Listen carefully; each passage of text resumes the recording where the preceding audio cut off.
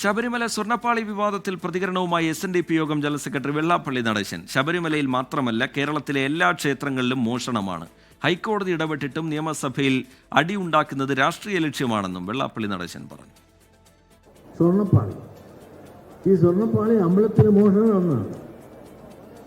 അത് ഈ അമ്പലത്തിൽ മാത്രമാണ്, കേരളത്തിലുള്ള എല്ലാ അമ്പലത്തിലും മോഷണമാണ്. ഇതെല്ലാം അന്വേഷിക്കണം.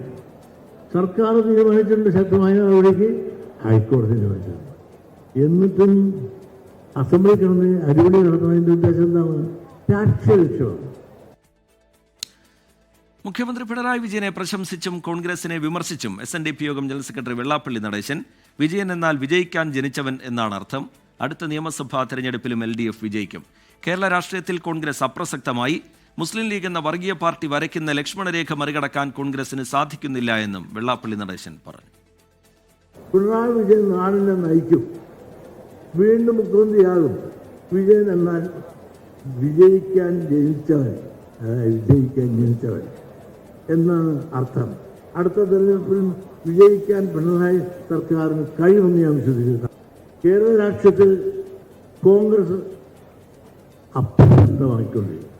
മുസ്ലിം ലീഗ് എന്ന വർഗീയ പാർട്ടി വരയ്ക്കുന്ന ലക്ഷ്മണരേഖ മറികടക്കുവാൻ ഇന്ന് കോൺഗ്രസ് സാധിക്കുന്നുണ്ടോ? ലോകത്തെവിടെയായാലും ഏത് സമയത്തും 24 വാർത്തകളും ഓഗ്മെന്റഡ് റിയാലിറ്റി പാക്കേജുകളും എക്സ്പ്ലെയിനറുകളും വിശദമായി കാണാൻ ഞങ്ങളുടെ YouTube ചാനൽ നിങ്ങൾക്ക് സബ്സ്ക്രൈബ് ചെയ്യാം.